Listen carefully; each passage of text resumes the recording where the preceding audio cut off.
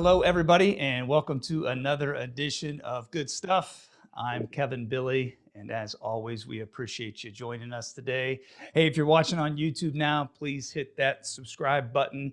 We'd appreciate your support there, and also head over to any of the social media platforms, Twitter and Instagram at Coach Bille, personal pages on Facebook and LinkedIn, and of course, Good Stuff with Kevin is also on Facebook. Well, hey, it's been a long time that I've talked to today's guest, but it's good to reconnect. We've got the president and CEO of the Toronto Blue Jays, Mark Shapiro. Mark, it's great to connect, like we said off air once again, to have you on the show. Good to be with you, Kevin. I'm excited about it. And yeah, it's been a while, but great to reconnect. Yeah, for sure. Well, hey, I think the word optimism definitely comes up to me, at least when I think of the Toronto Blue Jays. And being a former coach, I know some years that we went in, we were pretty optimistic, but maybe it didn't turn out the way we wanted it to. And I don't know if that's the correct word by no means, but an exciting off season for you. I'd just be anxious to know, like, is it a good thing? Is it a bad thing? Where do you see it, especially when you're in that seat? Well, listen, I think the bulk and the majority of the optimism is good because it's positive energy. And you certainly, like if you said to me, would you want, guarded optimism or skepticism around your team? Yeah, that might manage expectations a little bit, but I would take every day people coming in believing that we're capable of winning a world championship, the people that are just around our players in a normal environment, they're interacting with them like media, fans, other front office, non-uniform front office staff. The fact that everybody is excited, is positive, and optimistic is a good thing.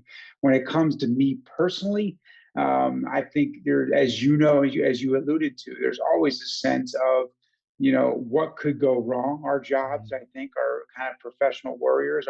We need to scenario play out all the different things that could potentially go wrong, and we need to scenario plan for those potential outcomes. And so when it comes to optimism for us, I think again it can lift us, the energy around us, and make it more fun to wake up each day and think about it. But we need to go out and execute. We need to go out and be the team we think we're capable of being. And along the way, I can guarantee you from 30 years of doing it, it's not going to go the way we planned. And so what we need to be able to do is be able to adapt. And we're all living in that collectively right now Right. on a daily basis. But a team through the cycle of a schedule is certainly going to have to adjust and adapt. And so our jobs are to be ready to do that. It's not something that I really gave much thought to until you just said that. But I feel like probably because of that sports background as a player and as a coach, when you go through that season, you truly do respect the process. And it's never as good as it seems, it's never as bad as it seems, I would say. But I think you're able to adapt and adjust so much in that environment.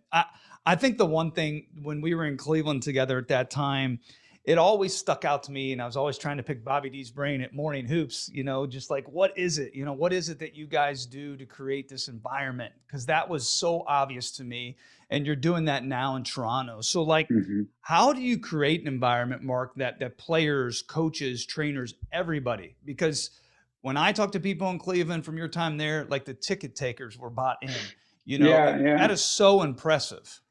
I think listen, it comes from, and in Cleveland, it's no different than here in Toronto. We have huge challenges to objectively overcome, right? Like if the Cleveland Indians are objectively should be a bottom five team every year, if you just look at probability of making the playoffs being tied to payroll, and the Toronto Blue Jays playing in the American League East with the Yankees and Red Sox, two Mm, behemoths, and the Tampa Bay Rays, one of the best run teams in all of sport, yep. being in our division, we objectively should be up against it or a 500 team every year, So nobody wants that. You're a competitor. Nobody signs up for that. So Mhm. then you talk about, well, what's it going to take for us to be special? What's it going to take for us to do great things? What's it going to take for us to outperform objective expectations? The objective, experts say you should be this. What's it going to take for us to defy those odds? And in Cleveland, we had a well established culture that was built upon the fact that our collective experience, our collective expertise, our collective intellect, our collective skills were far better than any individual leader, any Mm. individual person. It was never about credit and it was never about blame. It was always about how do we get to the right decision, the right outcome, the right process. and we were equal opportunity. Any intern could drive that, or Chris Antonetti could drive that, or Mike Chernoff. And I think that combined with a learning environment, which is perpetually focused on improvement, Kevin, which is every single day. And if you were to walk around, this is a great story. If you want, we can get into it. But if you were to walk around the Blue Jays, you would see, basically just one line. We don't have 1,000 slogans. We just have "Get better every day." In every language. We have Okay. Mejor Harse Cada Dia in Spanish for our Spanish Yeah, speaking yeah, players. We just say get better every day. It's a universal, mission. And it applies to the intern, it applies to the video guy, it applies to the hitting coach, it applies to the analyst, it applies to the trainer, to the strength coach, to the clubhouse equipment guy, every person. yeah, But if we're all focused on getting better every day, if we're all just saying I'm going to wake up today and be a little better than yesterday, it means we're open minded, we're humble, and we're focused on learning and getting better. And if we're doing that collectively, and we're focused, with a driving focus on competing and doing it collectively, but doing something special, but being part of yeah. something special, and then I think great things follow. And it's built out in Cleveland, and it's in the DNA of that organization. And I think we've crossed the tipping point in Toronto. One of the reasons I came here was after 24 years in Cleveland, the challenge and the excitement of kind of doing it all over again, building something, Yeah. transforming culture and building something from the ground up. I think you said something interesting. So whether or not it's a business leader right now or a sports coach listening, I guess it would go to what I say.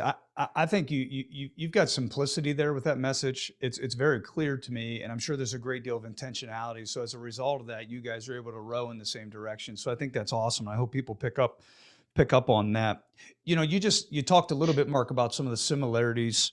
I'd be interested to know some of the differences in running the organization in Cleveland and Toronto, especially given that they're in two different countries, and I don't know that many Yeah, people see that, as something, but I got to think there's some things that come up for you in your position there.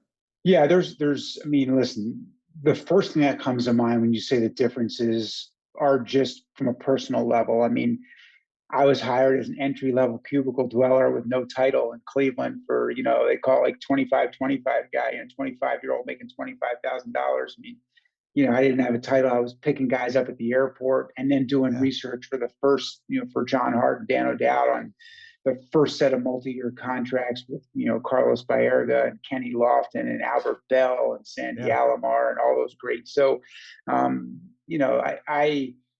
I didn't just elevate to the role in Cleveland. I worked my way up from the bottom and I was director of player development, farm director, assistant GM. After that entry level cubicle job, went from the old municipal stadium to Jacobs Field and then Progressive Field.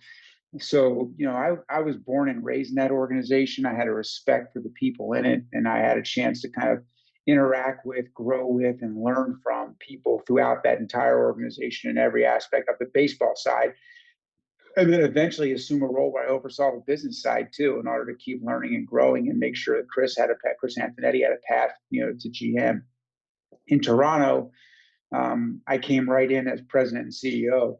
So, that's a little bit different. I didn't have the same relationships. Hmm. I had to start in my mind.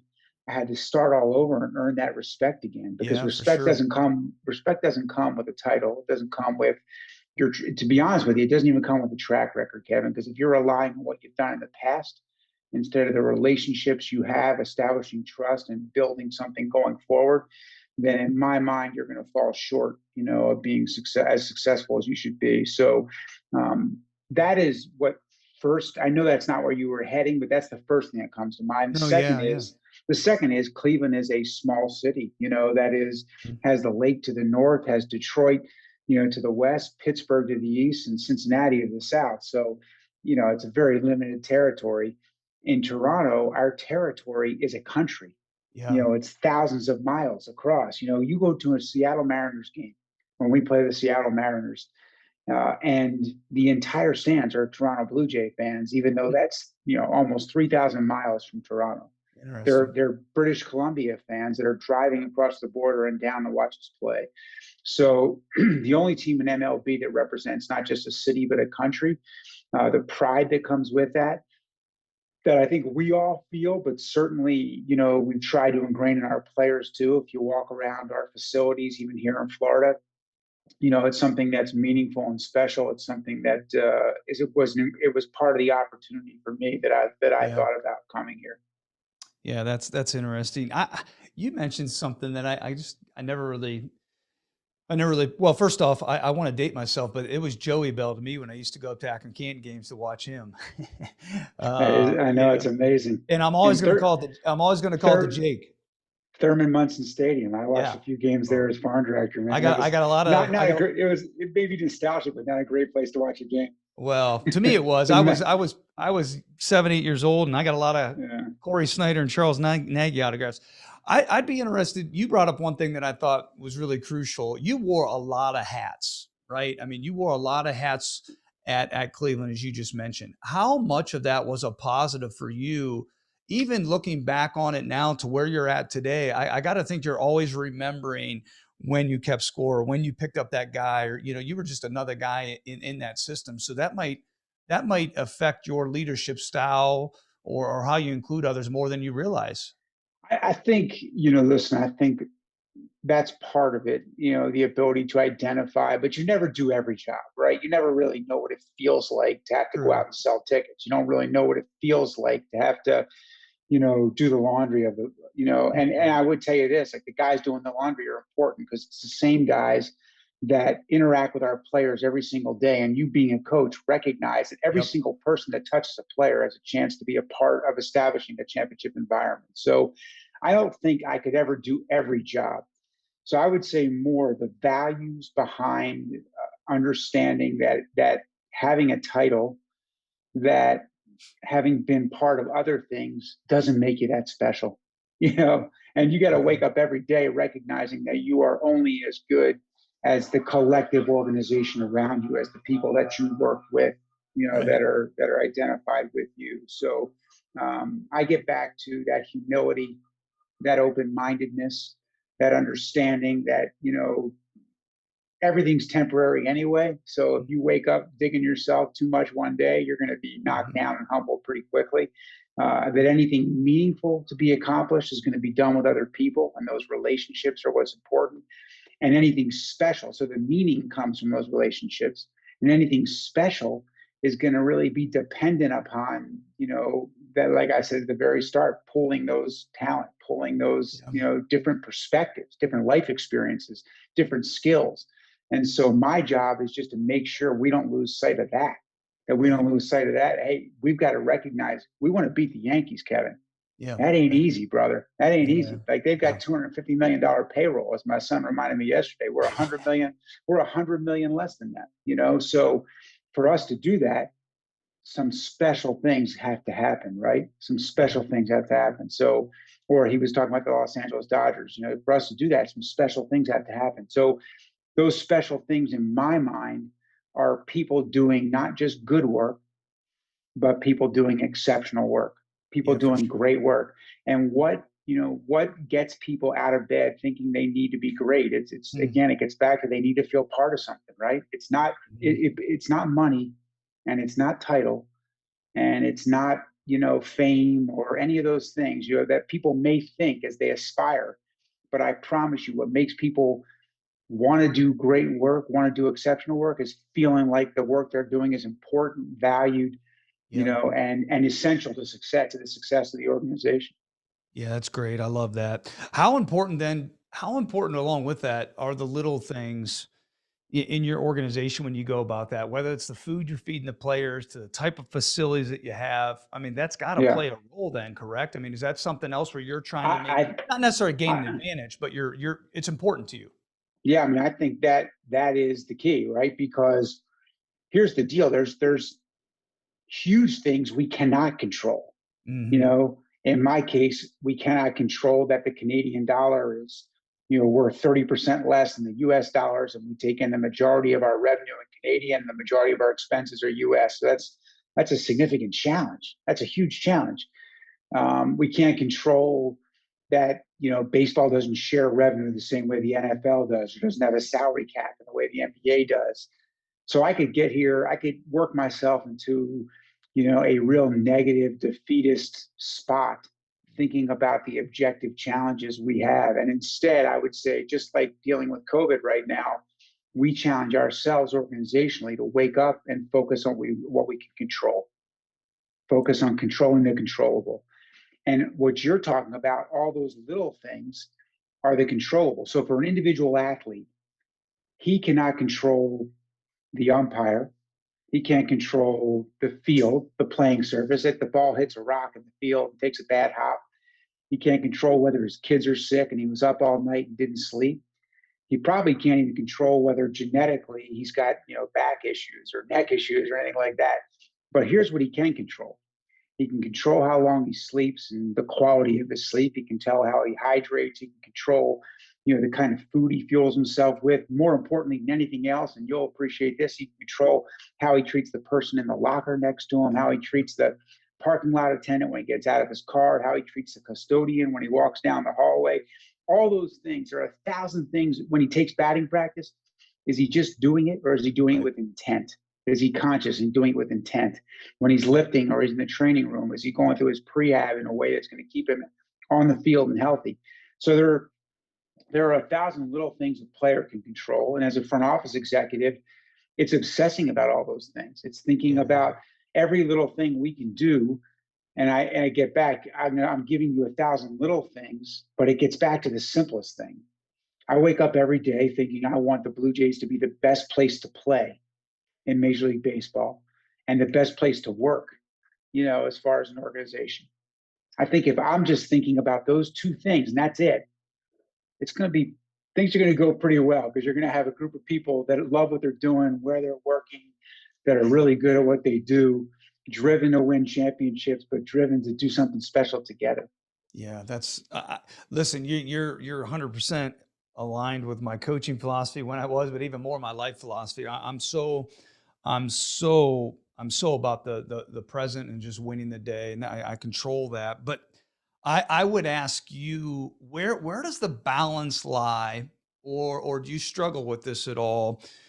Because for me, it's like, I know comparison is the thief of joy. I don't want to compare myself, but at the same time, like for this podcast, for example, I want to study some other people. I want to listen to some other people. I want to pick up on some things. So, because the standard is the standard. And so, what would you say to comparison in general, or just keeping up with that standard? Is it necessary to get caught up in the best what they're doing in terms of maybe the Yankees or the Dodgers?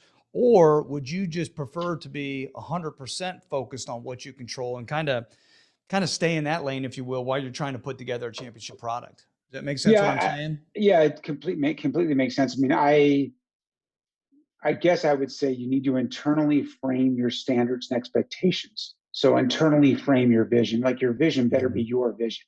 We're not trying to replicate how Los Angeles Dodgers won Right. last year or what they stood for.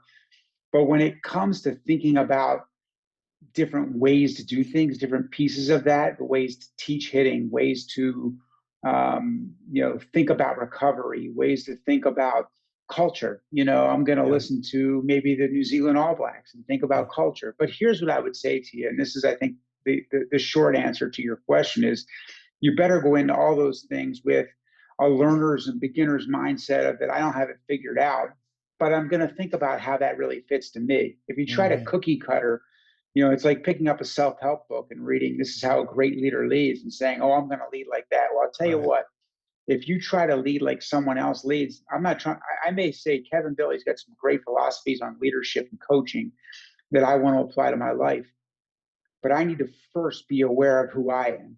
I need to Yeah, that's first be good. aware of my own values and my own. And if I'm not authentic, and if I'm just speaking someone else's words, so always be open minded, always be learning, but then turn back and say, who am I? What are my values? What do I stand Yeah. for? How does that apply to me and my situation? Not just my strategy, my plan, but how does that apply to me and my values and who I am as a person? If you do that, you're going to take all the best pieces and you're going to say, hey, I'm learning something from each of these Right. people. That doesn't work for me. That part of Kevin's philosophy doesn't work for me. That part does. Great. We're going to Mhm. bring that in and make that part of our skill set, our tool chest. And I think that it comes from just never, you're never done. Like that's a beauty, right? I'm 53 years old. And I'm trying to wake up and be a little bit better today than I was yesterday as a leader. And I think learning's the core of that. Yeah, that's great. I mean, I think what you're saying there, it's not necessarily right or wrong, but it's got to be a fit. But I think, with what you alluded to a little bit earlier, I think this is really good for coaches and leaders that are listening now when their resources are limited, you know, how do you approach that? Do you have to be creative? Are you going back to these little things? Because if there's one thing that I know I was guilty of when I was younger, and I know a lot of people are guilty of now, if I'm calling them out, is that they use those things as excuses. Instead of Yeah, saying, "Hey, this yeah. is where I am. This is what I need to do. I got to find a way to make it happen." What would you say to that when you have limited resources in any position that maybe some of our listeners are in right Yeah, now? it's all relative, right? I mean, every situation I've been in has been, a tough circumstance. Has been a situation where, we've had left far less resources than who we're trying to compete against. The Cleveland Mhm. Indians, all of Major League Baseball, and the Toronto Blue Jays, far less than the Red Sox and Yankees that are in our division. Even though it's far more than the Cleveland Indians. So I think what you said is the perfect summary, which is, there are if you wake up every day and want to, there are tons of excuses out there for you. They're built in. You can find them, and guess what? They're real. Yeah, They're all right. objective, right? Like, so let's take our situation last year. Toronto Blue Jays are the only team in MLB that's not just not allowed to play in their home stadium, not allowed to play in their home city or their home country, by the way. You know, and where are they going to play? They're going to play in a one of the oldest AAA facilities in all of Major League Baseball, in Buffalo, New York. Um, AAA facility, not even a big league facility, and everybody else is playing in these beautiful temples, to baseball, and we're in a AAA facility. We had a built-in excuse every day why we should just say, you know what, we get a bogey on this season. It is what it is. Like, we shouldn't be good. Our guys were great. We sat in a room with our, 8 of our leaders in the beginning of the season. We were like, okay, here it is. Like, we can wake up every day with a built-in reason why we shouldn't be successful. Same as each person can do that.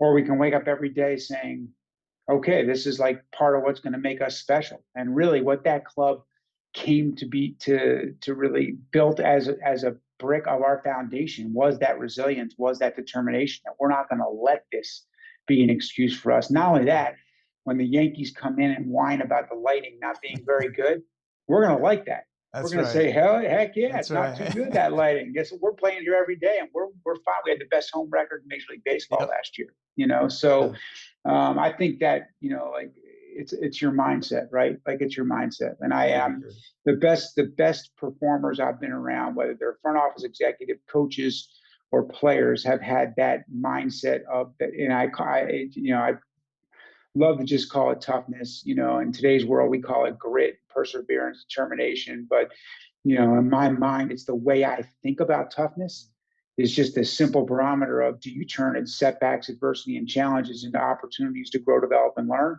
Or are they things you want to stay away from because they expose you, and you want to stay away from weakness? So, Yeah.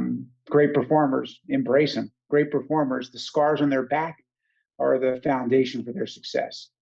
Yeah, I couldn't agree more. I do think it's a mindset. I mean, it's my choice every single day to buy in, believe into those things.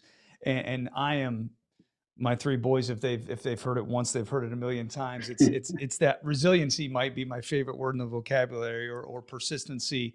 And I mean, I could argue, I love basketball, Mark, because I can make a mistake and 2 seconds later I can make up for it. Baseball, you strike out, you might have to wait. It's And tough. football, you throw an interception, you might have to wait. But I could argue that baseball players exhibit this the most. 162 games a year, and then in fact, there's more with the playoffs. If you do something if 30% of the time you're in the Hall of Fame, you know, I mean, this is amazing to me that they have this mindset, and I'm sure that, like, how are they able to do this? And I'm sure there's even a separation from good to great ones. They're able to do it even better Yes. than the others. The same things that you would find with great performers in life, but it's even more challenging. It's why I've always loved uh, baseball as a youth sport, because it's an opportunity to develop character, and to develop those skills. You have to very quickly separate from your outcome. You have to focus, get back to focusing on your process. You have to get back to focusing on what are the things that if I commit to genuinely, authentically, wholly with every fiber of my body, that if I really commit to, regardless of seeing results very quickly over time, that I will be successful. And that and you can't get focused too much on the micro. And this is the problem. We live in a world, particularly in professional sports, where people want to judge us in any moment. You said it in the beginning, like I always say, hey, I'm never as stupid as people say we are, Yeah. Right. when we're struggling, and we're not as smart as people say we are when we're doing well. And that a little bit gets back to I think the elite players mentality is they separate their self-esteem from their performance, right? Like who they are as a father, brother, friend, Yeah. husband, wife, whatever it is, who Yep. they Yep. are is not identified with going 2 for 4 one night, or going in it, or having a prolonged slump, or getting Right. hurt, or any of those things. The guys who have fragile existences where they're on a roller coaster, they're feeling like 10 feet tall and bulletproof when they're doing well. And then they're like, they can't get out of bed when they're doing poorly, Yeah. because their identity is so tied up in their performance. The guys that, and we're seeing it with Tom Brady play out before us right now, the guys that are obsessed about performance and obsessed about, you know, I want to do things that no one else, says I can do. I want to be elite and thinking about controlling the things I can control, um, to a level that no one's ever done it, and a level of detail that no one's done it. Those are the people that get the unbelievable results as well. So in baseball, just like everything else, it's just, pulling back from results, pulling back from outcomes, pulling back from things you can't control, like where you hit in the lineup, when you pitch, because you have no control over that. Right. Getting back to the things you can control, and then getting your mind to stay focused on those things. And I think ultimately those are the more positive, more sustainable careers, and ultimately signify, the ones that do well also. Yeah, I think the identity thing is huge. I think that's What Drives Winning is a good book and some good videos on that I know I've watched and showed our oldest is 13. But just hey, you're not, you shoot a 55 today in golf or a 35 tomorrow. That doesn't, that doesn't show who you are at the end of the day. It's just like you said, come back to what you control and keep doing these things in practice and so on and so forth. Hey, you alluded to culture, and I know you've touched on some of these, but like, how are you feeding your culture every day? To me, this is crucial, so it sustains. It's one thing to have that success, but that it's sustaining day in and day out. I think there's one simple thing for that, and that's obsessing about hiring, and obsessing about drafting, obsessing about recruiting. It's obsessing about the people you bring at the entry level. And the day you stop focusing on who you're bringing in and only who's there, you do two things. One, you cut off the new energy, the new lifeblood, the kind of new ideas, the growth that you need, the relevance that you need to keep, regardless of what you've done or experienced.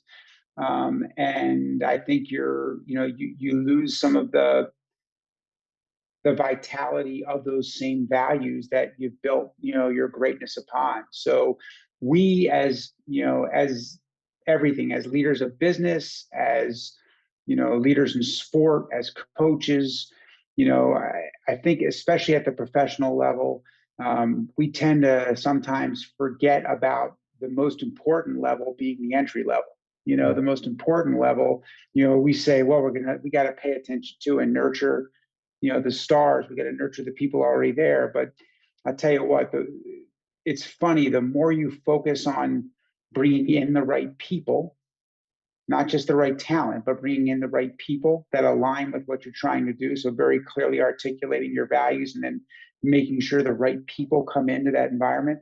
The more you focus on doing that, the less problems you have, and the Right. more efficient your environment is, right? Because you think about it, if you do a good job and you hire the right people who are driven to be great, who align with your values, succession's there. So, the person that can fill the spot in the team next, the starting spot next is there, or person that can fill the leadership role, in your front office is in place.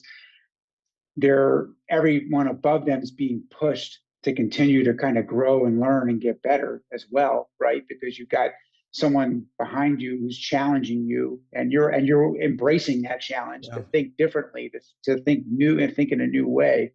um, and then and they're aligned with your values, so you're not dealing with like Mhm. having to spend energy disciplining someone, or having to spend energy, so all you're doing is kind of fostering. So I know it sounds, again, really simple and kind of not what people would focus on, but I think the more you obsess about interns, the Yeah. more you obsess about the draft, the 23rd round draft pick, being someone that aligns with you, the better off you're going to be, and the more efficient you're going to be. You're going to have to spend less energy kind of course correcting the values, course correcting the culture, and the culture will thrive in that. Yeah.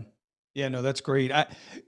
If we were to dig a little bit deeper, can you share maybe like, is there a most important thing? There's probably things, but that you're looking for in a player or, front office executive, whatever it is, what is that in order for them to be a part of your team or organization? Yeah, I think a couple things. One is that open mindedness. Whether it's a player or whether it's a front office executive, I think if you're not open, if your heart and mind are not open, then you're not going to take advantage of the opportunities to learn and to develop and to improve and to get better.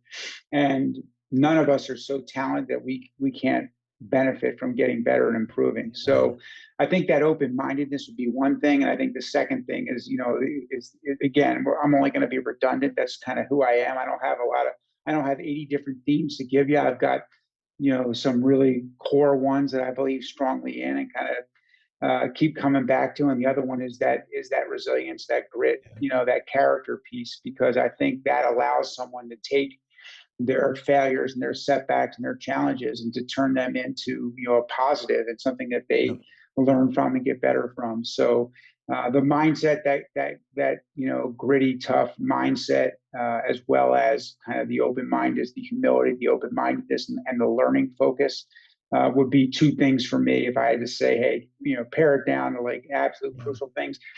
I'm telling you though, I am not overlooking talent. Right. I'm Right. saying, Kevin, talent's a given, right? Yeah. The Right. smart people working in our front office, that's a given. Yeah. But I would tell you, the smart woman or the smart man, dime a dozen. Mhm. The talented players, there's a lot of talented players. Championship players, not just talented, right? Yep. High performers in the front office, not just smart.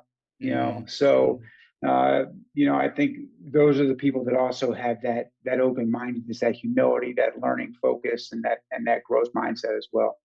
Yeah, I take myself back to when I was coaching. It's like if you play 2 games a week, for example, 5 days a week or 4 days a week when you're practicing, that person drove me nuts, but I could put up with them 2 nights a week.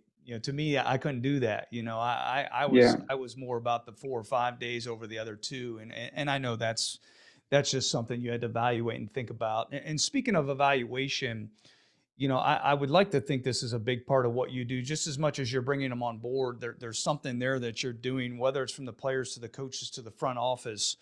Is that kind of the same across the board? Are you going back to those things that you just talked about that you're looking at, and how detailed are you with this?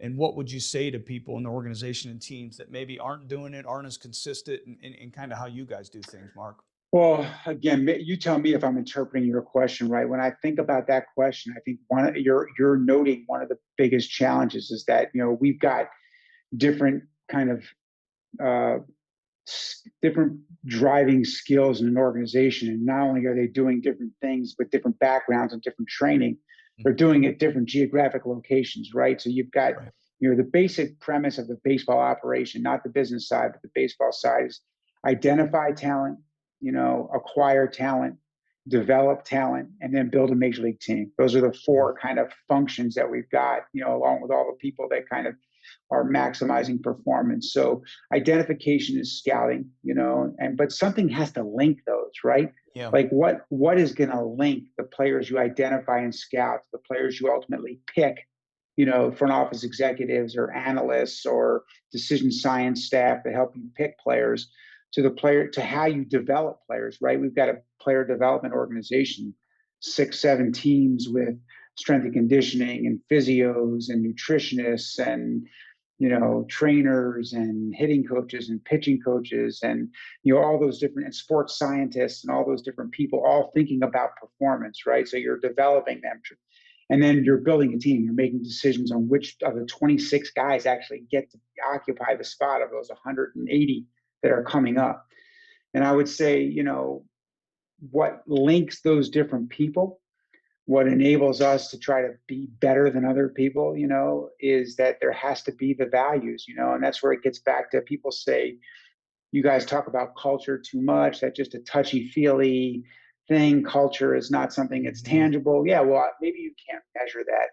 But I would say culture, is our strategy. Culture is our competitive advantage. Culture is what gives us the opportunity to beat other people. So it's not a touchy feely thing. It's not a feel Right. good thing.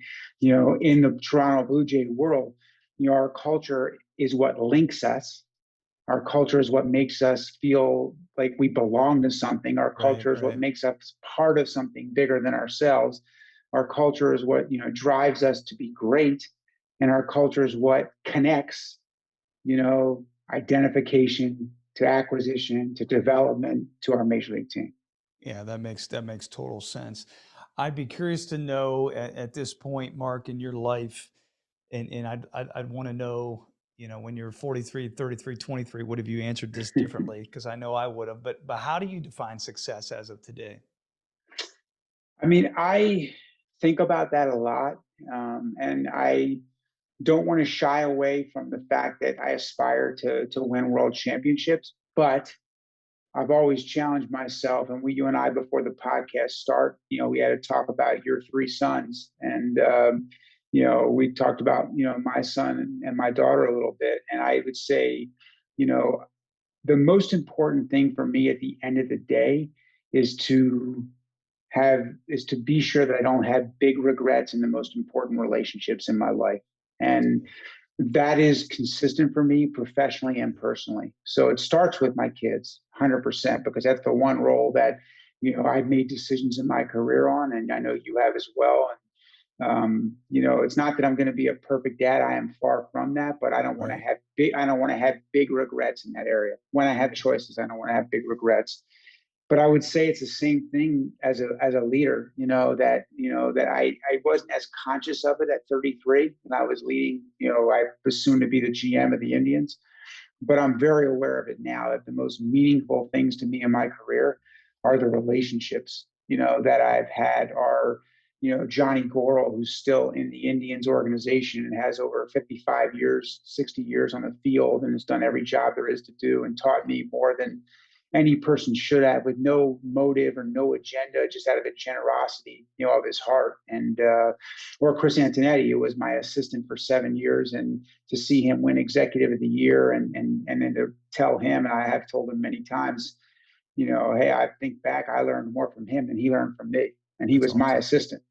So I think about those. I think about Derek Falvey running the Twins, who was an intern with us, and all those different people who have led and had opportunities to do things, but the relationship behind them, whether they stayed with the organization we were in or whether they're joined other organizations, and those relationships kind of define legacy. Again, I want to win rings. It's not that I'm Right. staying away from that, but um, I think I like to think, either you can, different people have done different exercises, whether it's writing your eulogy or whether it's thinking about what you're going to think. Those aren't morbid thoughts for me, as you're on your deathbed. Yeah. They're not morbid thoughts, but you better have a compass out there, something that kind of helps you make the big decisions in life, and then how you live every day. And the other thing I'd say is that, the leader you are, the coach you are, the player you are, it is the man you are. You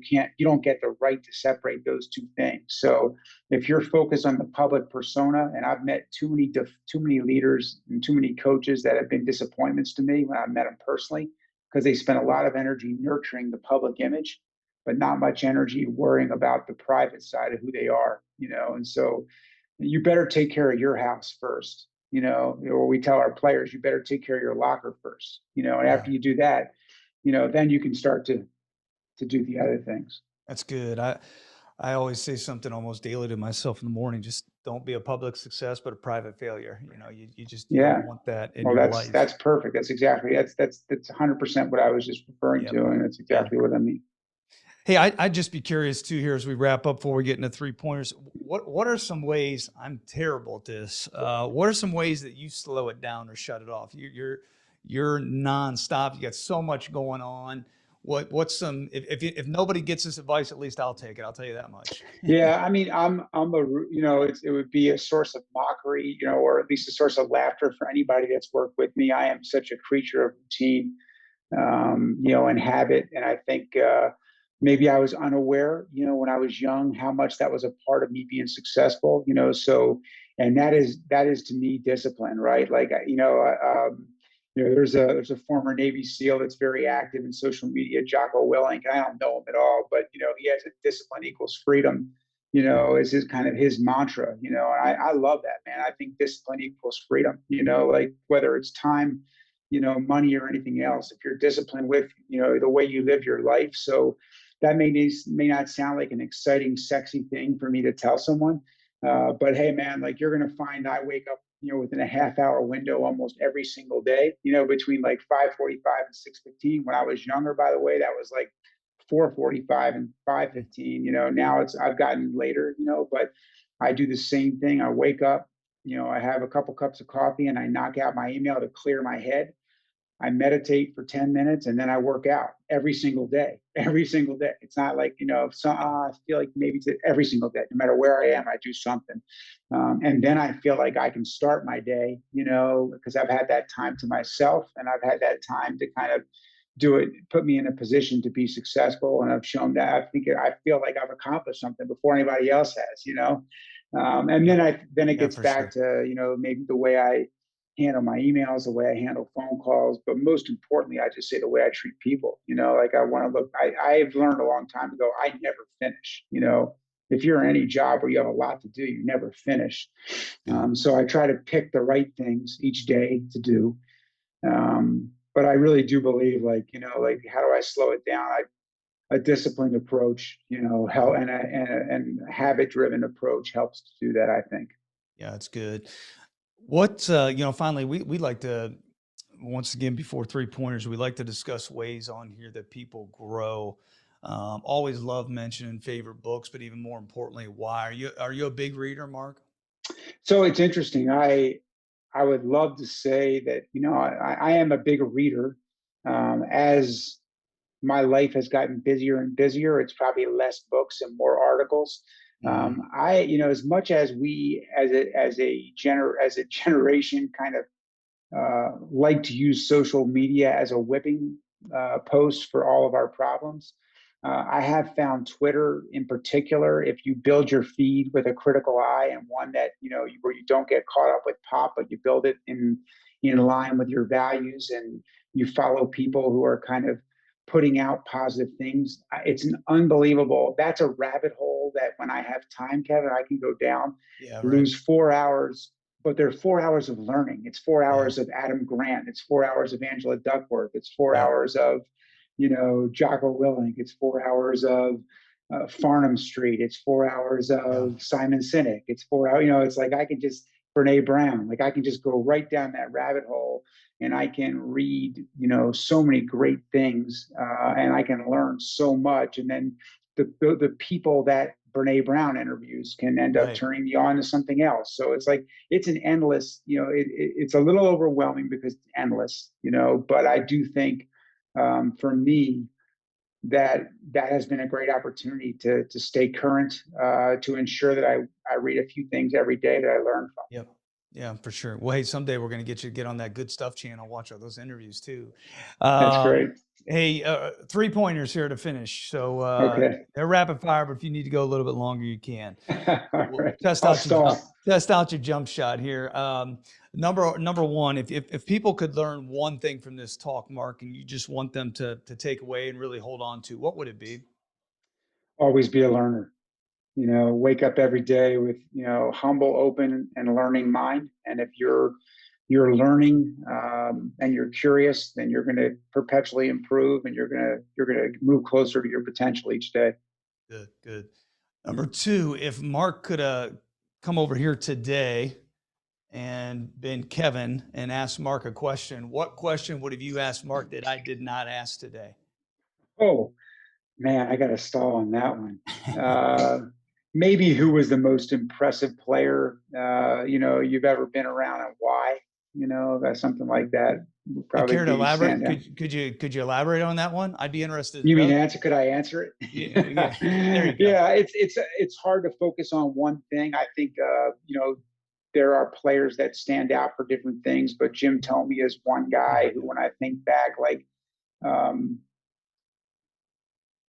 his authenticity, his staying true to himself, his humility, um, and the way he treated people, man, like it's hard not to even be emotional thinking about it. Like like there are people who I'm closer to, like a Sean Casey, but like Jimmy, I think I overlooked just how special he was when I was younger. And the more I reflect back on my career, I recognize just how humble, and just how genuine and authentic he is, and just how special that is in a life full of people who are trying to live up and be something and act like something, particularly in the professional world. He is one guy who lives who he is every day, and still the Yeah, same guy today as he was when he got called to the big leagues, and I was there for that. that's awesome. Yeah, that's awesome. And then finally, Mark, good stuff is the name of this. As you know, can you give us any additional good stuff here in closing? Maybe anything you think is appropriate right now, or just in general, it's on your mind. Yeah, I mean, I think we're living in a world, right now where it can be incredibly overwhelming, because we wake up every day and we're reminded of all the things that we can't control. And those things dominate our existence. They dominate how I'm talking to you. They dominate the fact that we just 1 hour ago had our introductory meeting for our brand new player development complex, and it was done over Zoom. And we were told that most people aren't even going to be able to access a lot of 118,000 square foot building that was, we were excited to get into. And I would just say, pull back from those overarching, don't watch too much news, Yeah. limit your news to 15, 20 minutes a day, and get back to the things you can control, in your daily life. Most importantly, the people that are special to you and the relationships in it. If you can do that, and you can keep doing that every day, the world will get better. It's 100%. It's not 50%. It's not maybe. It's going to get better. 100%. So don't let it overwhelm you, and don't let the circumstances we're in define the people we are. Yeah, that's good. That's good.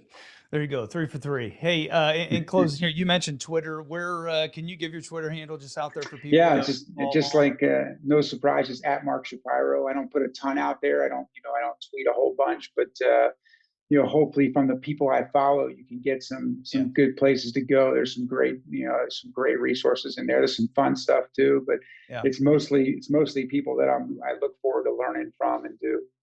great. And anything here in general, just on the Blue Jays, is you guys, those four great words, pitchers and catchers report. You're in the midst of Yeah, that right now, tomorrow. but just anything in general right now, maybe about the Blue Jays too.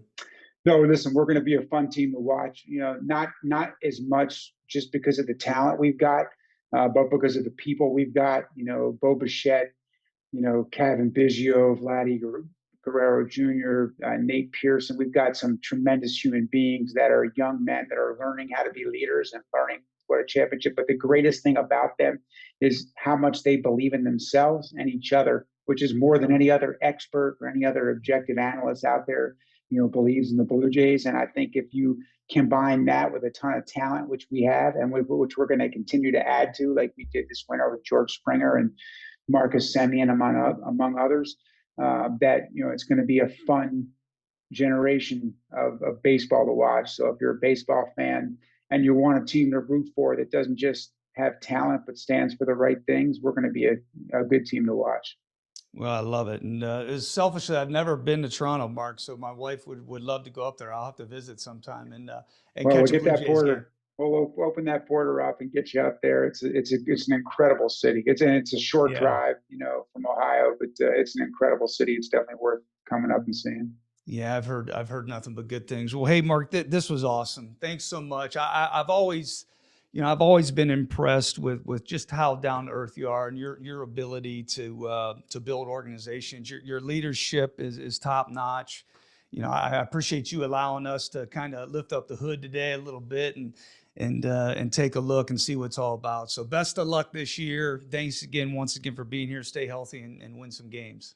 All right, Kevin, my pleasure. Great to reconnect with you, and good to spend some time. And always great to learn together, man. I appreciate that. Yeah, for sure. Well, hey, everybody, I know you've learned a lot from today's episode. As always, reach out and let us know what that is and keep in touch. We love hearing from you. Until next time, good stuff.